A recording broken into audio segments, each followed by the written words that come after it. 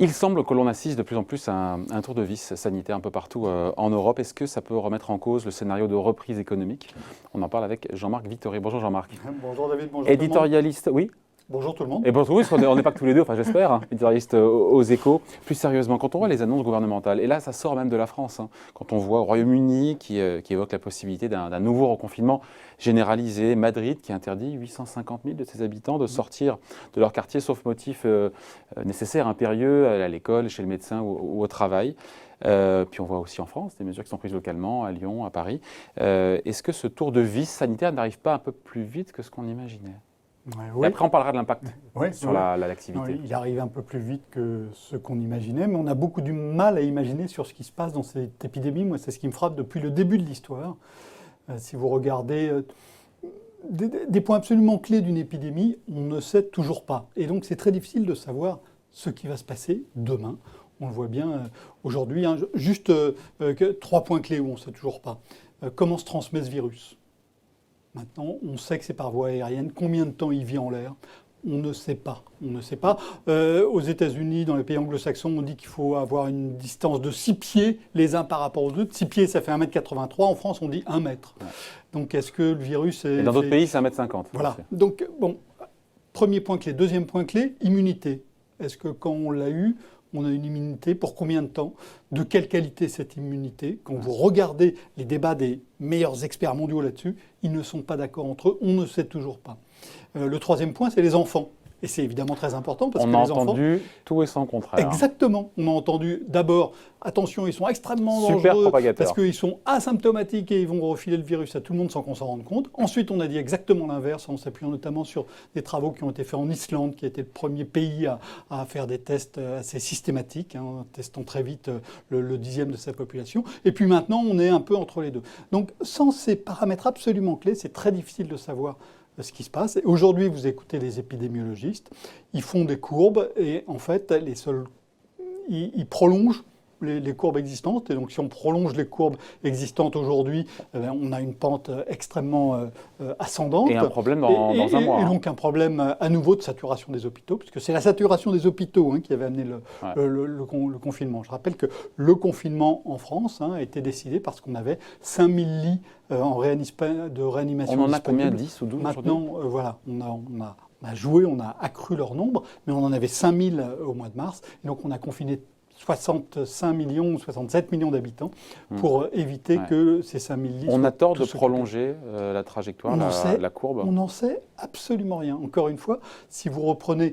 Moi j'avais regardé un peu tous les scénarios qui avaient été faits au printemps dernier. Ce qui se passe aujourd'hui ne ressemble à aucun de ces scénarios. Et en même temps, on a eu donc un moment très très tendu sur le plan sanitaire au printemps, de mars jusqu'au mois de mai-juin. Ça s'est calmé en juillet-août. Ça reprend début septembre, alors qu'on avait dit que ça reprendrait quand il allait faire froid, quand il allait avoir de la pluie, quand il allait avoir de l'humidité, parce que le virus vit davantage, survit davantage de l'humidité. Aujourd'hui, l'humidité, on est encore, au moins dans le nord de la France, on est à 0, et on a un virus qui se propage extrêmement vite. Ça rappelle une situation qui s'est passée il y a un siècle, la grippe espagnole. Elle a commencé à arriver aux États-Unis, puis en Europe, au printemps 1918, mars à juin, elle disparaît en juillet-août et elle réapparaît dès début septembre. On a le même scénario, c'est même extraordinaire. Elle réapparaît plus fort. Elle réapparaît, elle est plus... Je pose la question là, j'ai un doute. La deuxième vague est plus virulente, mais elle commence début septembre, avant même qu'il fasse froid, avant même qu'il fasse humide. Avec l'idée qu'il y a ce qui se passe en France, et quand on va en Italie, il y a moins de résurgence de la pandémie, on se dit... Mais on ne comprend pas. Pourquoi? Est-ce qu'il y a vraiment une différence de comportement entre les Français et les Italiens? Je ne pense pas. Je pense qu'il y a des mécanismes qu'on ne comprend pas.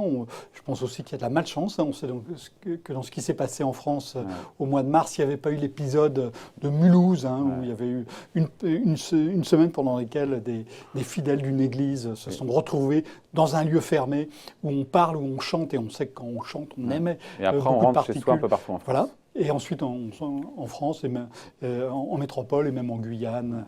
Voilà. Et donc on sait que la chance joue aussi un rôle. On ne comprend pas et il faut accepter de ne pas comprendre. Et évidemment, pour l'économie, c'est un petit peu compliqué. Ben oui, parce que, encore une fois, voilà, tour de vis sanitaire qui arrive, Jean-Marc, plus vite que prévu. Quand on reprend les stats de l'INSEE qui nous dit troisième trimestre, reprise de la croissance, plus 17, et un quatrième trimestre qui est, je crois que c'est plus 1, enfin qui est 0 plus en gros, ben, c'est-à-dire qu'on n'est pas loin de la rechute sur la fin d'année au niveau de la croissance. Voilà, et donc on est sur un point de tangence, non? On est sur un point extrêmement sensible. On aura eu, puisque le troisième trimestre est pratiquement terminé, on aura eu un rebond très fort au troisième trimestre. Mais effectivement, ce qu'il faut regarder maintenant, c'est les prochains mois. Et les prochains mois, si on reconfine, ne serait-ce que partiellement, et on risque d'avoir des reconfinements partiels, des solutions. Vous évoquiez tout à l'heure ce qui se passe à Madrid. Madrid, vous n'avez pas le droit de sortir chez vous, sauf tout de même pour travailler. Mais ça veut dire un certain nombre d'activités qui vont être mises à mal à nouveau. Donc clairement, oui, ce qu'on peut deviner aujourd'hui, ce qu'on peut pressentir aujourd'hui de cette fin d'année, de ce quatrième trimestre, c'est que ça va être compliqué.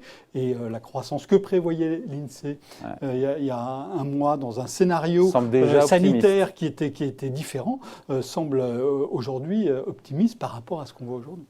Ouais. Et donc, s'il y avait d'autres tours de vis sanitaires, c'est le choix c'est le choix de la santé sur l'économie, mais comment on fait pour mettre plus de restrictions dans les déplacements sanitaires sans mettre à genoux l'économie? C'est là où on est sur une ligne de crête absolument. Alors, on voit tout de même qu'on a beaucoup appris. Heureusement, sur le plan économique, on a beaucoup appris.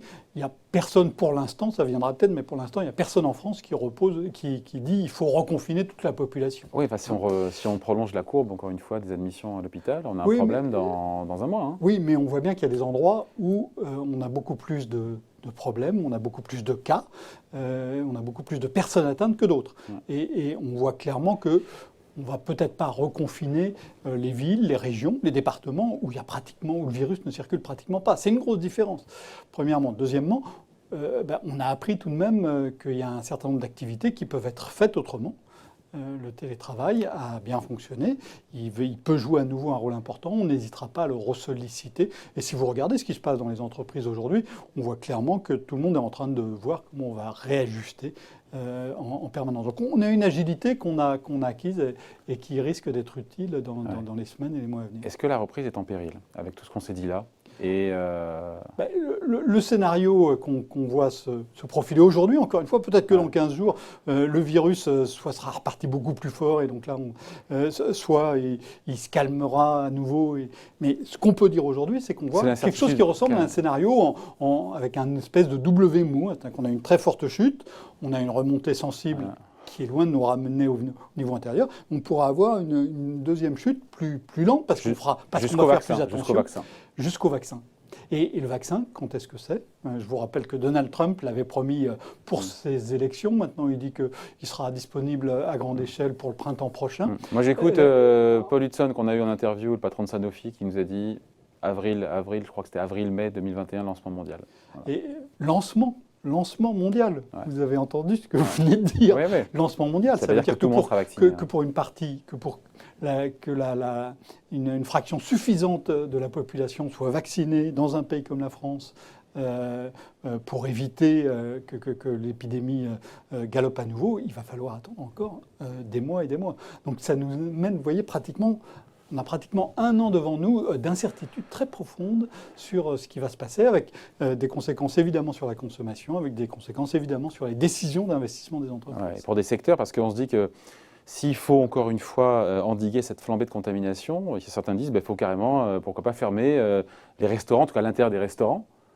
Voilà, notamment dans les zones rouges, mais on se dit que ça va remettre un genou à terre, un secteur qui va déjà très mal. Quoi. Ouais.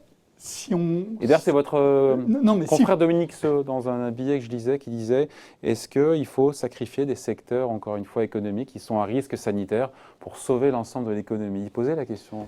Si on reconfine tout, on sait qu'on a le scénario du pire. Ouais. Donc il faut éviter le scénario du pire. Le scénario du pire, si on veut l'éviter, il faut regarder là où c'est vraiment utile. Et la question qu'il faudrait se poser maintenant, c'est là où c'est vraiment utile d'avoir des mesures plus fortes, voire d'avoir des mesures de fermeture.